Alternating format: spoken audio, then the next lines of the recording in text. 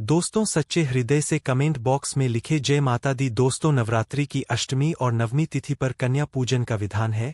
इस बार महाअष्टमी तिथि 30 सितंबर 2025 को और नवमी तिथि 1 अक्टूबर को ही मनाई जाएगी। ऐसे में आप अष्टमी और नवमी को इन तिथियां में कन्या पूजन अवश्य ही करें। दोस्तों नवरात्रि में जो क्यों सूख जाते हैं, क्यों आपकी जो में हरियाली नहीं आती है, आखिर यह क्या संकेत देता है? नवरात्रि में जो अखंड ज्योत जलती है उसकी बाती का हम क्या करें? साथ ही साथ यह भी जानिए कि नवरात्रि में जो कलश के नीचे चावल रखे जाते हैं और उसके ऊपर नारियल रखा जाता है, उसका हम क्या करें? और बचे हुए तेल का क्या करें? जो भी भक्त सच्चे दिल से माता रानी की पूजा आराधना करता है और उनकी भक्ति में लीन हो जाता है, तो माता रानी उसकी सच्ची भक्ति से उसकी पुकार अवश्य सुनती है और जो इच्छाएं उसके मन में होती है, तो माता रानी उसे वह सब कुछ देती है जो उसको चाहिए होता है।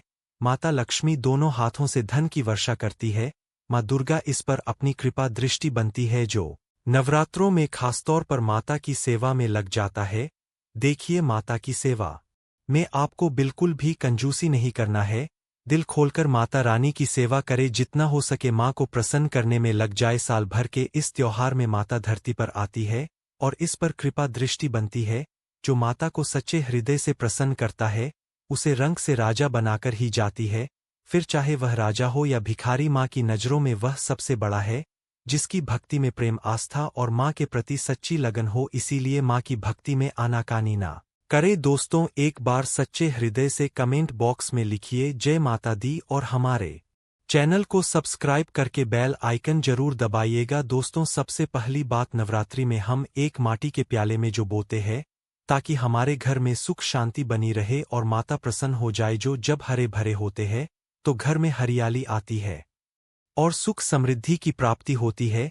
जब जो हरे भरे होते हैं तो समस्त देवी देवता खुशियों मानते हैं और घर की उन्नति के लिए कामनाएं करते हैं, आशीर्वाद देते हैं। हरे भरे जो में साक्षात माता रानी अपने 9 स्वरूपों के साथ खेलती है और घर में सुखों की बारिश होती है तथा धन की बारिश होती है। और जिस घर में जो के अंदर से हरियाली नहीं आती है, तो उस घर में पहले ही पता चल जाता है कि अब आपके घर में गरीबी आने वाली है तथा परेशानियां आने वाली क्योंकि आपने पूजा पाठ में कोई गलती कर दी होगी जिसके कारण जब में हरियाली नहीं आ पाई। जब में काम हरियाली आना मतलब घर में धीरे धीरे खुशियों का वास होगा और ज्यादा हरियाली आने पर धन की वर्षा होगी। तेजी से व्यापार दिन दुगनी रात चौगुना बढ़ेगा। कई लोग जौ में पानी डालते हैं, जो कि इसमें पानी नहीं डाला जाता बल्कि पानी का छिंटा मारा जाता है, इसीलिए जौ सड़ जाते हैं, खराब हो जाते हैं। ऐसा ना करें और इसी कारण हरियाली नहीं आती है। ज्यादा पानी डालने से खराब हो जाती है। दोस्तों जो जब आपके घर में हरे भरे हो जाए तब इसमें चांदी का सिक्का या 1 रुपया का सिक्का जरूर डालें। सिक्का डालने से माता रानी प्रसन्न होती है और आपके घर में धन का आगमन होना शुरू हो जाता है। दोस्तों नवरात्रि समाप्त होने के बाद हरे भरे जौ का क्या करे जानते हैं कि इसमें जो अपने 1 रू का सिक्का डाला है उसे आप अपने धन रखने के स्थान पर रख ले। इससे धन धान्य में बढ़ोतरी होती है।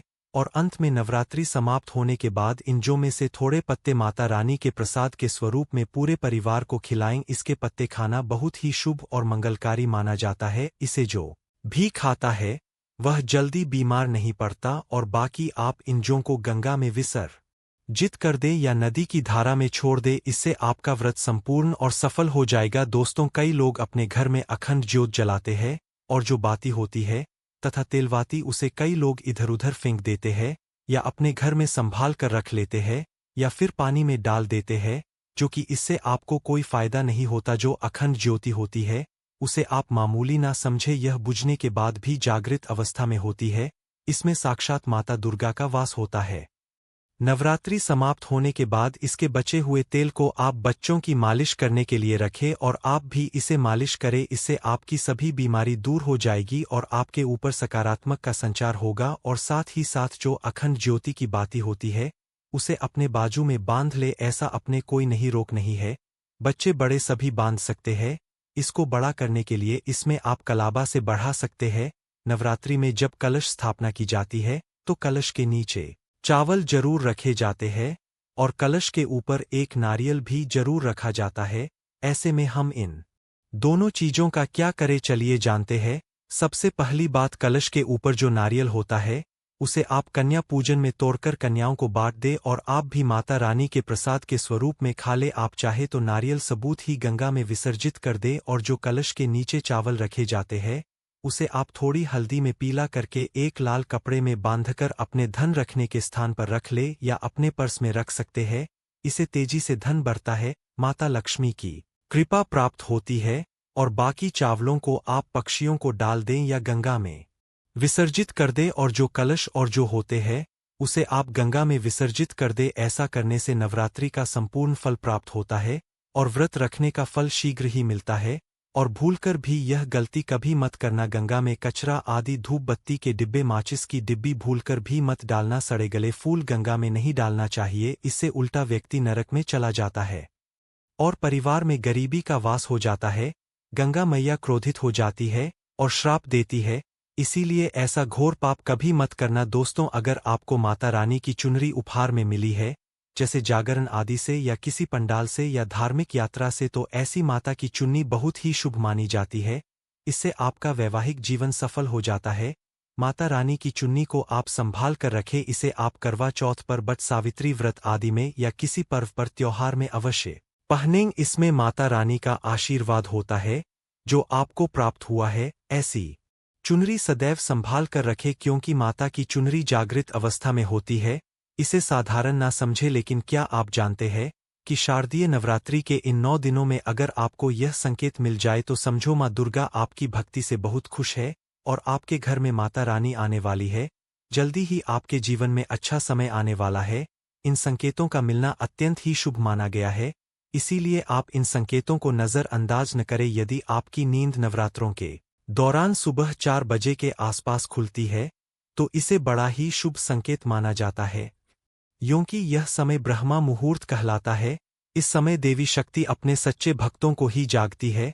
इस समय उठाना मतलब माता की कृपा प्राप्त करने के बराबर माना गया है। यह संकेत बताते हैं कि माता की सच्ची भक्ति का प्रभाव आपके ऊपर हो चुका है और माता रानी आपको खुशखबरी देने वाली है। दोस्तों, यदि नवरात्रि में आपका मन प्रसन्न होने लगी, पूजा पाठ में आपका मन लगने लगे, पूजा करते समय मन का शांत होना, यह दर्शाता है कि आपको बहुत जल्द माँ की कृपा प्राप्त होने वाली है। माता रानी आपकी भक्ति से बहुत खुश है। ऐसे व्यक्ति को समझ जाना चाहिए कि उसके जीवन में अब अच्छा समय आने वाला है। दोस्तों, नवरात्रों के दौरान अगर माँ के गले से फूल गिर जाए तथा जो के हरे भरे पैर अगर बिन हवा के हिल जाए तो इसे अति उत्तम माना गया है। यह संकेत बताता है कि माता रानी का आगमन आपके घर में अस्थायी रूप से हो चुका है। आपको माता लक्ष्मी की कृपा प्राप्त होने वाली है। यह संकेत कुछ खास लोगों को ही दिखाई देते हैं। माना जाता है कि पूजा करते समय अगर धुआं अधिक बढ़ जाए तो इससे यह पता चलता है कि आपके घर से गरीबी हमेशा के लिए जाने वाली है। पूजा करते समय धुएं का अधिक होना बहुत ही शुभ और मंगलकारी माना गया है। यह संकेत भविष्य में अच्छे परिणाम को दर्शाते हैं। दोस्तों, नंबर 5, द्वार पर गाय का आना। वेदों में बताया जाता है कि नवरात्रि के दौरान गाय माता का घर में आना बड़ा ही शुभ संकेत माना गया है। नवरात्रि में द्वार पर गाय का आना अत्यंत शुभ है। यदि आपके भी द्वार पर गाय आती है तो गाय के माथे पर कुमकुम लगाना ना भूले तथा गाय को रोटी जरूर खिलाएं। इससे माँ दुर्गा अत्यंत प्रसन्न होगी और आपकी झोली खुशियों से भर देगी। द्वार पर गाय का बार बार आना भी जीवन में आने वाले अच्छे संकेतों की ओर इशारा करता है। दोस्तों, अगला है सपने में शेर का दिखाई देना। अगर आपके सपनों में माँ दुर्गा दिखाई देती है, अर्थात कोई भी देवी अगर आपके सपनों में दिखाई देती है तो बड़ा ही शुभ माना गया है। नवरात्रों में पावन अवसर पर माता के दर्शन किसी खास भक्त को ही होते हैं। यह सपने कभी किसी को शेयर मत करना। यदि माता की सवारी तथा शेर रात्रि में सपने में बार बार दिखाई देता है तो माँ दुर्गा आपसे प्रसन्न है। यह संकेत बताते हैं कि जल्दी ही आपकी कोई मनोकामना अवश्य पूर्ण होगी और आपके शत्रुओं का नाश हो जाएगा। माँ दुर्गा का वाहन शेर है, इसीलिए नवरात्रि में शेर का दिखाई देना अत्यंत शुभ संकेत होता है। दोस्तों, यदि कोई छोटी कन्या आपको सुबह सुबह लाल वस्त्र धारण किए हुए दिखाई देती है तो अपने साक्षात माँ दुर्गा के दर्शन किए हैं और वह आपको यह संकेत दे रही है कि अब आपका बुरा समय समाप्त हो चुका है। अब जीवन में सुख समृद्धि के द्वार खुल जाएंगे। दोस्तों, नंबर 8, घर पर उल्लू का आना। यदि माँ लक्ष्मी का वाहन उल्लू नवरात्रि में आपके घर पर आकर बैठ जाए तो यह भी शुभ संकेत है। इसका अर्थ है कि माँ लक्ष्मी का आपके घर में प्रवेश हो चुका है। और आपकी आर्थिक स्थिति और मजबूत होगी। दोस्तों नंबर 9, यदि ब्रह्मा मुहूर्त के समय यानी सुबह के 4 के आसपास घटिया की आवाज सुनाई दे जाए, यह संत की आवाज सुनाई दे जाए तथा कोई भजन सुनाई दे जाए तो बड़ा ही शुभ संकेत माना गया है। इससे यह पता चलता है कि माता रानी आपकी भक्ति से बहुत प्रसन्न है और आपके जीवन में सभी नकारात्मकता का नाश होने वाला है तथा माता लक्ष्मी की कृपा आपको प्राप्त होने वाली है। दोस्तों नवरात्रों के दौरान घर में काली चींटियों का देखना, लंबी लंबी लाइन बनाकर मुंह में खाना ले जाते हुए चींटियों को देखना अच्छा संकेत माना गया है। और यदि मंदिर में पूजा करते समय कोई छिपकली आदि दिखाई दे जाए या मंदिर के स्थान की ओर छिपकली चली जाए तो बड़ा ही शुभ संकेत माना गया है। इससे यह पता चलता है कि आपको माता लक्ष्मी की कृपा प्राप्त होने वाली है, माँ का आशीर्वाद आपको मिलने वाला है। नवरात्रों के दौरान मंदिर में छिपकली का दिखाना बहुत ही शुभ संकेत माना गया है। आपकी भक्ति का फल आपको शीघ्र ही मिलने वाला है, क्योंकि छिपकली को माता लक्ष्मी का प्रतीक माना गया है। किसी शुभ अवसर पर छिपकली का दिखाना मंगलकारी माना गया है। दोस्तों अगर आप वाकई में माँ वैष्णो की कृपा पाना चाहते हैं तो कमेंट बॉक्स में लिखे जय माता दी, माता रानी आपकी झोली खुशियों से भर दे। माँ वैष्णो के लिए एक लाइक करें व चैनल को सब्सक्राइब कर लें।